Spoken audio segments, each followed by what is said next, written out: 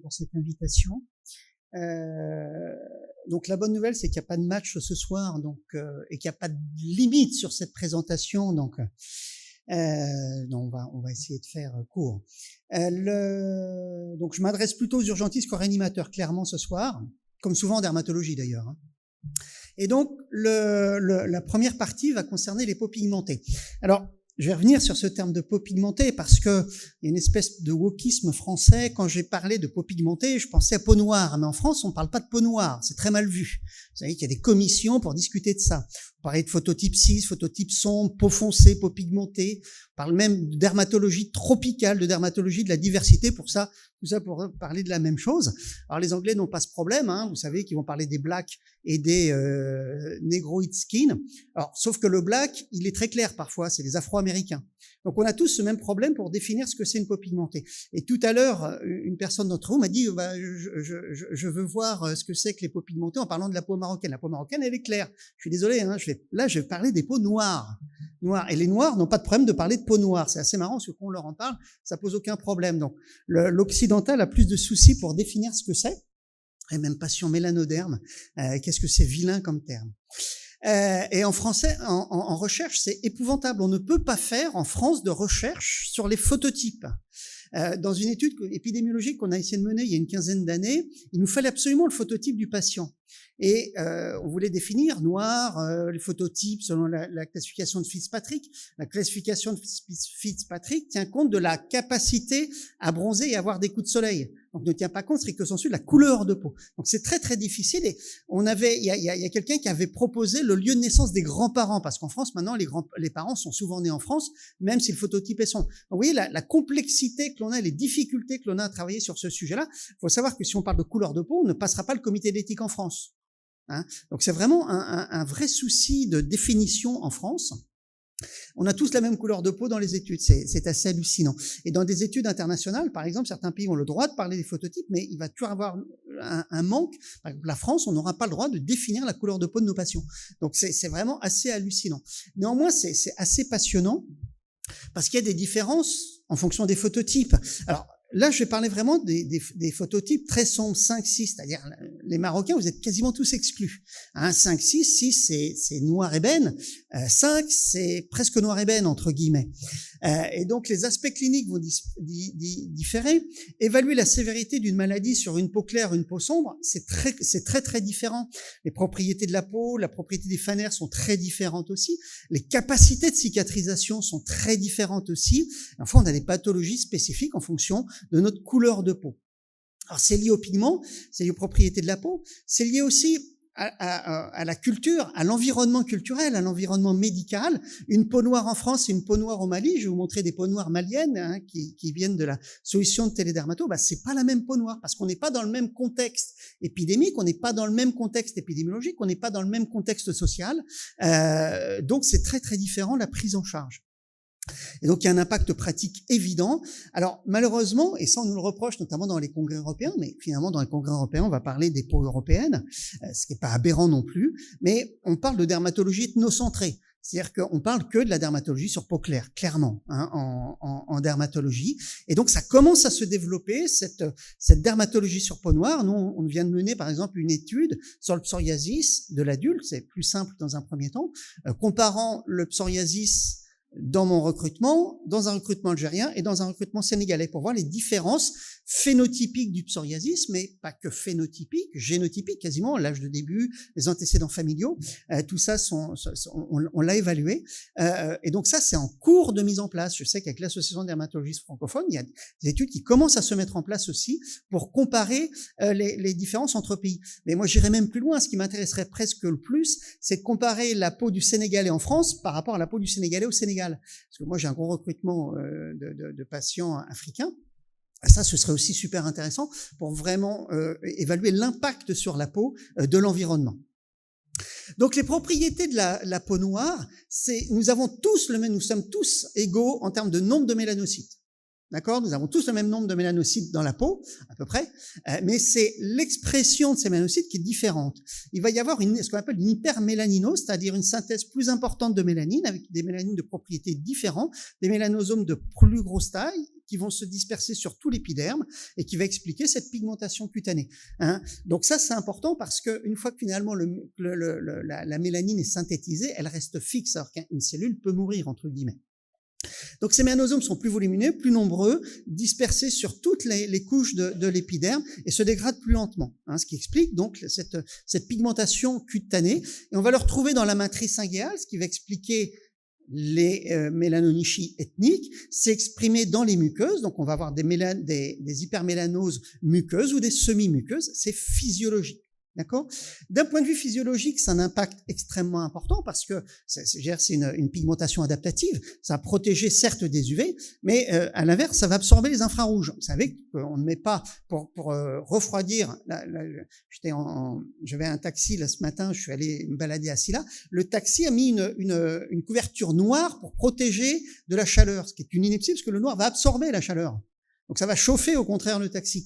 Et donc la peau noire, le patient noir va plus volontiers faire un coup de chaleur, par exemple, à température équivalente.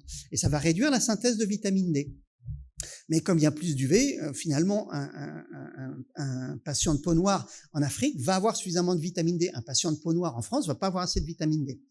Et il y a aussi une hyperréactivité pigmentaire, c'est-à-dire que le mélanocyte, quand il est stimulé par un frottement, par une inflammation, il va synthétiser plus de mélanine, plus de mélanosomes, et donc ça va donner une hyperréactivité pigmentaire, comme on voit sur cette photo. Vous voyez, le dos du pied, c'est un petit footballeur qui avait une pigmentation. Alors, sachez que toutes les photos que je vous montre de pigmentation sont des gens qui sont venus me voir ou qui m'ont été adressés pour avis. Hein, ce sont pas des enfants que j'ai pris en photo en me disant tiens, ça va illustrer une pigmentation. Ça a à chaque fois été des avis. Et là, on me demandait est-ce que cette pigmentation est normale ou pas normale. Donc là, c'est une hyperréactivité pigmentaire d'un enfant à peau noire.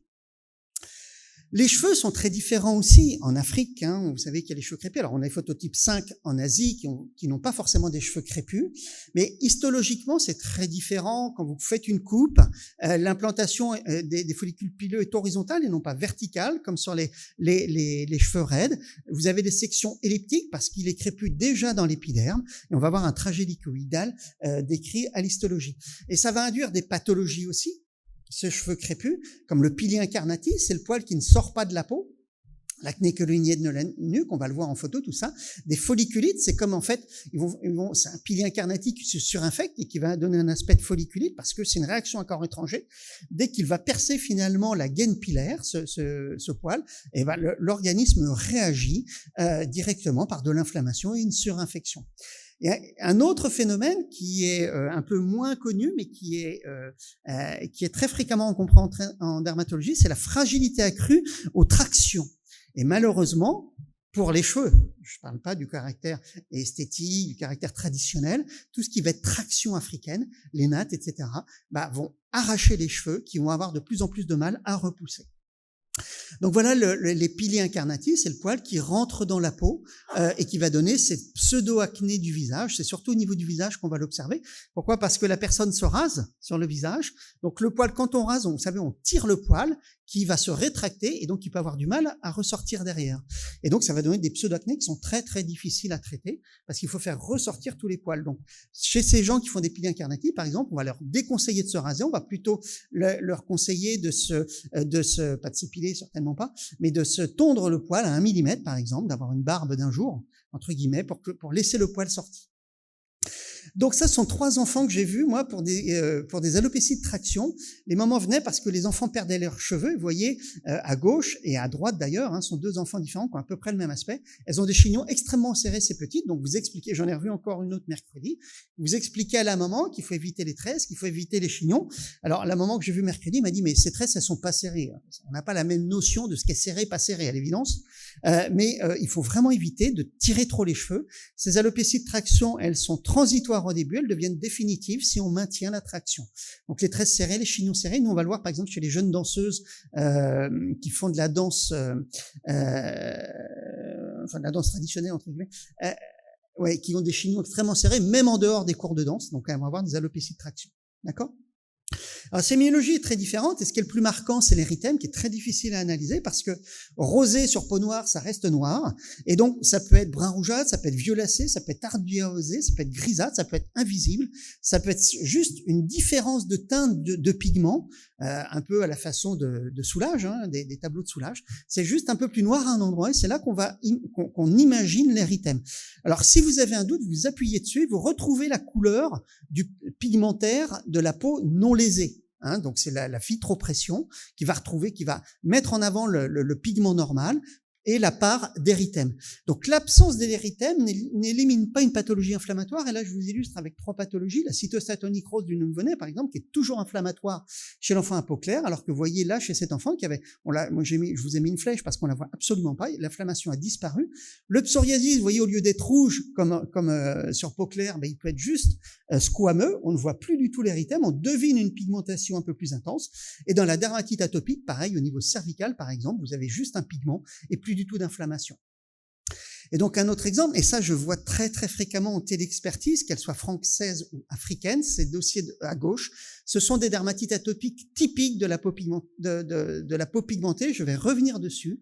Vous voyez un érythème juste rosé alors qu'il est complètement rouge à côté, vous voyez ces plaques presque psoriasiformes, et surtout une dépigmentation de la couleur normale. Et ça, c'est extrêmement anxiogène chez les patients à peau pigmentée, à peau noire. Vous voyez, je passe de l'un à l'autre, excusez-moi.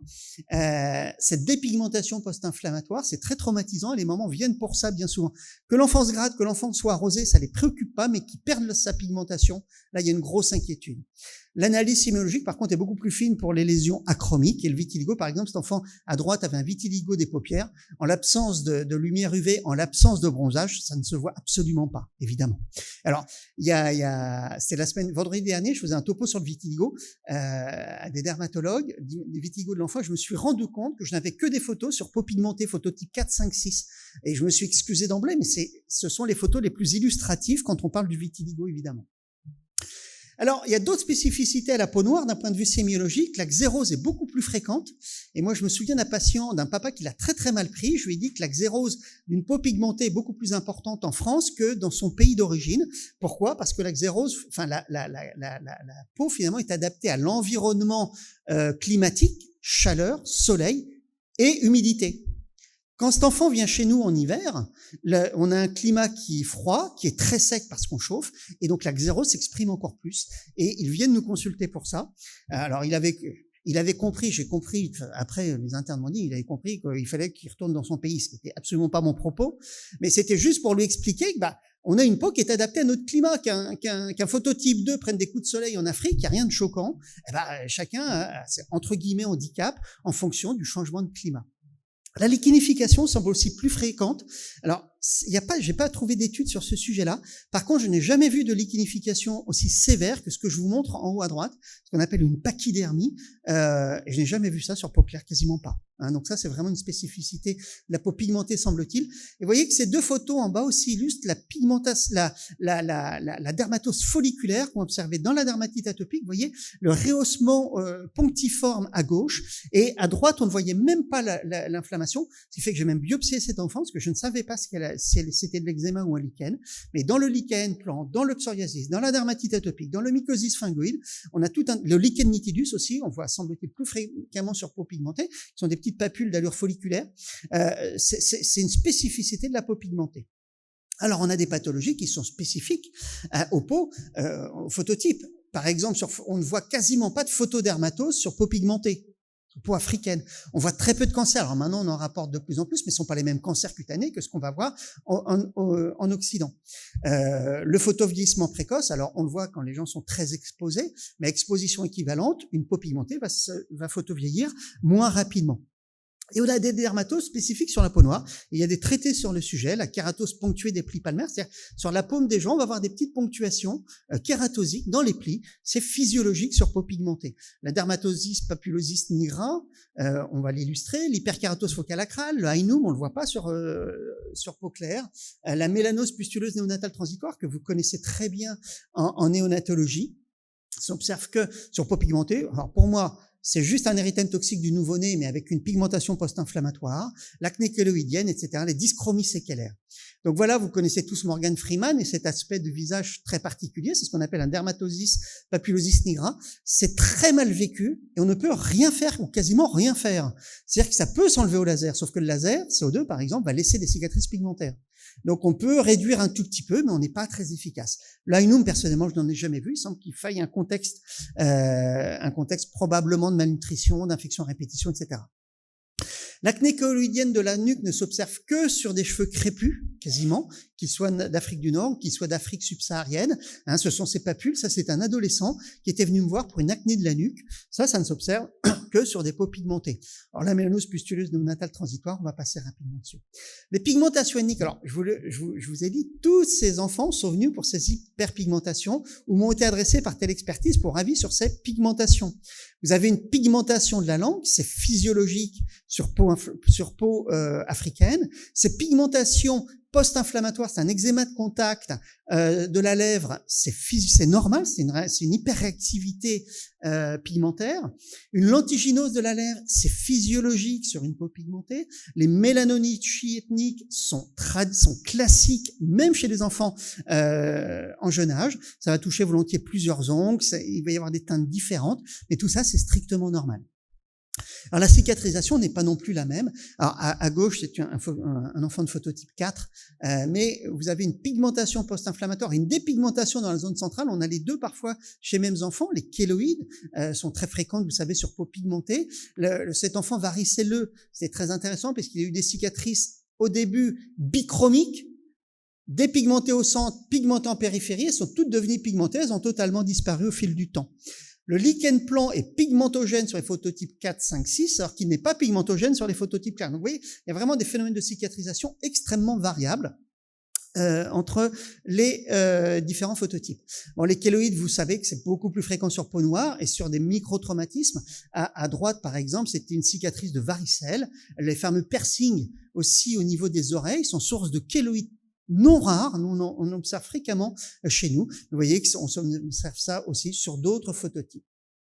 Alors, il y a une intrication aussi au niveau socio-économique, tradition. Exemple, ça c'est Cheikh Waïgalo, qui est un pédiatre de Koutiala, qui m'envoie régulièrement des téléexpertises. Je n'ai jamais observé autant de carences en zinc au Mali, que chez Cheikh Waïgalo. Mais il y a un contexte d'allaitement prolongé. Vous savez qu'au bout de 3-4 mois, le lait maternel n'a quasiment plus de zinc, donc il y a une carence en zinc acquise. Il y a probablement, j'ai discuté avec une pédiatre sénégalaise, aussi de multiples carences qui expliquent finalement cette expressivité plus fréquente des carences en zinc. C'est aussi intrication, agents pathogènes, culture, aussi probablement malnutrition. C'est une étude sri-lankaise qui le montrait que la malnutrition semblait être associée à ces formes cliniques de larva migrans cutanés. À droite, c'est ce que nous on va observer en France, une jolie petite larva migrans cutanée du pied chez un enfant qui a été en vacances en France, en Maghreb, en Afrique, qu'importe. Alors que Cheikh Waïgalo m'a envoyé cette larva migrans cutanée avec de multiples lésions dans une zone qu'on ne voit jamais en France, le siège. Pourquoi ? Parce que l'enfant était probablement laissé fesses à l'air. Il s'est multiples fois contaminé, ça a traîné, il y a une carence, et donc ça explique cette prolifération. On a des dermatoses qui sont aussi purement culturelles. La fameuse, la dépigmentation cutanée. Celui-là, on l'avait même publié, c'était la grand-mère qui cachait à sa fille qu'elle voulait dépigmenter la peau de son fils. Et donc, elle lui appliquait tout le temps des dermocorticoïdes sur le visage. On a fait le diagnostic quand la grand-mère est venue me voir pour le même problème. C'était un peu compliqué, vous imaginez. Et voyez qu'en arrêtant juste le traitement, cet enfant a retrouvé sa pigmentation normale. Donc, cet enfant avait de l'acné, une dépigmentation cutanée, une dermite périorificielle extrêmement sévère. Et donc, juste en arrêtant les corticoïdes, tout est rentré dans l'ordre. Donc, pour l'urgentiste, pour le réanimateur, qu'est-ce qu'on peut observer ? Les érythrodermies sont de diagnostic très difficiles sur peau pigmentée. Et bien souvent, quand on nous les adresse, des enfants pour dermatite atopique, on nous dit, voilà, il a un peu un peau sèche. Non, il est érythrodermique. À gauche, une érythrodermie sur peau noire. À droite, une érythrodermie sur peau claire. La différence, elle est claire. À droite, il est tout rouge. À noir, il y a juste des dyschromies visibles avec une xérose, peut-être un rehaussement folliculaire. Mais le diagnostic est exactement le même et la prise en charge est exactement la même. Et le pronostic aussi si on ne fait rien, qui est essentiellement un retentissement nutritionnel. C'est un enfant qui ne dort plus, c'est un enfant qui va très mal, une famille qui va très mal. Donc pas d'érythème, mais érythrodermie. La carence en zinc aussi, ce sont deux photos très jolies. Vous voyez, la carence en zinc, c'est une dermatose bifocale qui va toucher la zone inférieure du visage et le siège. Et là, vous voyez, en fait, on a un aspect quasi érosif chez le petit à gauche, alors qu'à droite, on a juste un érythème squameux. Donc, on a des différences cliniques dans la présentation, dans le niveau d'inflammation, qui est très intéressante. Mais même chez deux enfants à peau noire, on a une présentation sémiologique très différente. Alors, sur peau claire, c'est quasiment toujours le même aspect sémiologique. Là, on a juste une dépigmentation très légère squameuse, alors qu'à gauche, on a une dépigmentation quasiment en linge mouillé. On pourrait presque suspecter un impétigo. Donc, vous voyez, ça devient très, très compliqué, la dermatologie. Mais il faut que pour être réinvité, il faut que je maintienne ce mythe de la difficulté de la dermatologie. L'épidermodise bulleuse aiguë staphylococcique, je vous en ai déjà reparlé, je vous en reparlais tout à l'heure. Qu'est-ce que c'est d'un point de vue clinique? Vous avez les décollements, mais avant les décollements, sur peau claire, vous avez un érythème rosé avec un rehaussement dans les plis. Autant vous dire qu'un érythème rosé sur peau noire, ça ne se voit pas. Le rehaussement dans les plis, on va l'observer quand il va y avoir un décollement. Donc, on va prendre en charge plus tardivement ces enfants. Et voyez qu'autant à droite, tout le monde fait le diagnostic de nécrolyse épidermique staphylococcique, autant à gauche, l'enfant est déjà bien décollé de partout avant qu'on ait fait le diagnostic. Ça, c'est encore chez Coegallo. J'aime beaucoup là. En dermatologie, on dit toujours faites des photos sur fond noir. Moi, j'adore les photos sur fond comme ça. Et au moins, ça met un peu de gaieté dans nos journées. Donc, très difficile à faire le diagnostic d'épidermolyse aiguë staphylococcique sur peau pigmentée à la phase initiale. La gale hyperkératosique, pareil, il n'y a pas d'inflammation, donc on va voir juste l'aspect granité, les démangeaisons, mais on ne va pas retrouver l'inflammation. Donc, diagnostic beaucoup plus difficile à faire. Autre, et ça c'est terrible ce terme, les blueberry muffin baby. Vous savez, ça peut être une leucémie, ça peut être une histiocytose, ça peut être une mastocytose, ça peut être une infection sévère néonatale. Et le blueberry muffin baby fait référence à une peau claire. J'ai regardé, j'ai jamais vu encore de chocolate muffin baby. Mais on devrait, sur peau noire, utiliser ce terme par analogie. Il n'y a évidemment aucun caractère péjoratif, mais ça se rapproche plus du muffin de gauche que du muffin de droite, vous êtes d'accord? Alors, à gauche, c'était une mastocytose. À droite, malheureusement, cet enfant est décédé sans qu'on ait le diagnostic. Il a probablement une leucémie néonatale ou une infection sévère, mais ils n'ont pas eu le temps de le documenter. Il est décédé très, très rapidement. Donc, la dermatologie sur peau noire, vous voyez, c'est très, très différent. Je parle de peau noire, je parle pas de peau pigmentée. Le titre était un peu erroné. Donc, ne vous fiez pas à l'érythème. Vous le trouverez pas forcément. Examinez les variations de pigmentation. Plus clair, plus sombre, ça va vous orienter vers un érythème, vers une dépigmentation post-inflammatoire.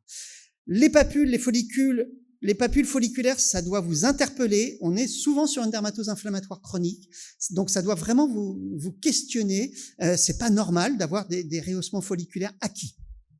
Anticiper les séquelles pigmentaires, anticiper aussi les risques de kéloïdes, informer les familles sur les risques de kéloïdes, informer les familles que la dépigmentation va repigmenter dès que l'enfant va rebronzer. Ça, c'est important, c'est les rassure. Et vous pouvez vous appuyer sur des atlas de dermatologie, malheureusement, qui sont assez rares, pas forcément faciles d'accès. Mais par exemple, à l'International Psoriasis Council, on nous a sollicité pour avoir tout un atlas de photos de psoriasis sur peau noire. Donc, on commence à développer ce type d'atlas. Malheureusement, c'est développé par des Américains ou des Occidentaux et non pas par des personnes africaines. Et c'est embêtant. Alors, il y a un livre qui s'appelle Dermatologie sur peau noire. C'est Antoine Mahé qui n'a rien à voir avec moi. On se connaît très bien avec Antoine parce que, comme tout le monde nous confond, souvent on me sollicite alors qu'on veut avoir Antoine, c'est assez marrant, qui a fait un très beau livre sur ce sujet-là. Vous pouvez, alors il est un peu cher, moi je trouve, mais il est très intéressant.